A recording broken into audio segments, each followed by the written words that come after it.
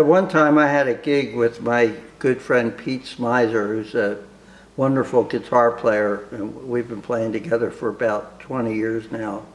And so Pete had a gig it was booked through an agent, and it was at a place in Chester County called the Concordville Inn.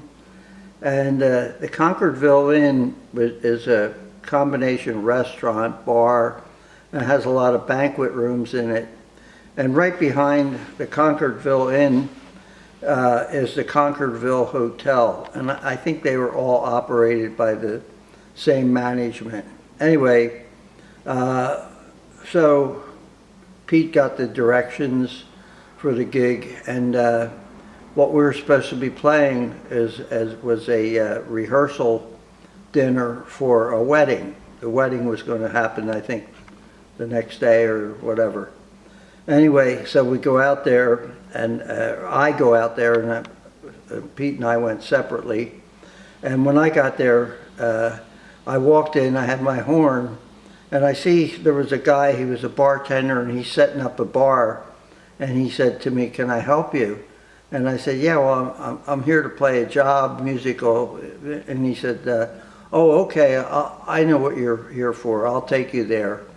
And he said, "Just come with me." So he interrupts what he's doing to take me to the banquet room, and you know, where we're supposed to play. So we go there, and I see Pete. Pete's already set up. He has his guitar and his amp and everything. It's all set up. And I said to the bartender, "Oh, thanks a lot. This is the place. I recognize my buddy." So we go in. I go in, and you know, we start. It's time to start playing, and there's all the guests are all there. They're having cocktails or whatever, and so we set up and we start to play. We play a whole set, probably maybe 45 minutes. And these people, now they're seated, they finish cocktails, they're seated for dinner. So Pete says, "Okay, let's take a break, and we'll come back and now we'll play for dinner." So we go and we take our break, 20 minutes or whatever it was. Now we've been there like over an hour. And we go back and we start to play again. The people are sitting there eating and we're playing. All of a sudden we see this guy come in. He has sort of like some kind of blue dinner jacket on. And he turns out to be the maitre d'. And he comes in, he's like, kind of like really in a mad rush. And he comes up and he said, "Who are you guys supposed to be playing for?" And Pete says, "Well," and he looks in his pocket and he has it, and he says, "We're supposed to be playing for the, you know, the Johnson wedding or something like that." And the guy says, "No, this is the wrong party.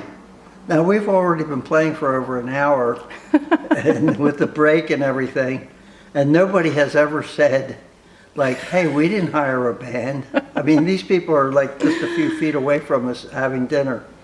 And so now we're thinking, well, where are we supposed to be playing? Oh my God. So the guy says, "You're supposed to be in the hotel." Now the hotel is behind the Concordville Inn by probably, I don't know, 100 yards or something like that. So now we have to pack up all our stuff and go to the hotel. Now we're already like an hour or more, probably like an hour and a half late by now, because we played the first set, we took a break, and we probably played half of the second set. So we're thinking, oh man, these people are going to be really angry because they hired us to start at such and such a time. Now it's an hour and a half later. Now we go outside and it's raining. And so we're carrying our stuff, we're on foot now. We have to go to the hotel, find a room there. Anyway, we finally get there. And another one of these stories where you think like, uh-oh, they're going to say, "Where were you guys? You know, this party's been going on for an hour and 45 minutes or whatever." And it turns out they're the nicest people, and they said, "Don't worry about it, fellas." I remember the guy's line was, don't worry about it. These things happen. And I said, no, they don't. I'm playing like the wrong gig, and people never say, hey, we didn't hire a band. So anyway, as soon as we set up, now people start giving speeches. We haven't even played yet. Now the speeches go into another like half hour, 45 minutes. We still haven't played. Finally, we wind up playing probably like after 9 o'clock, and we played a few tunes, and the thing was over. Oh my God. Luckily, the guy, another one of these stories where the groom came over and he said, thanks fellas, it sounded great, and he gave us each a tip. Nice. Yeah, and Very nice. that was the story.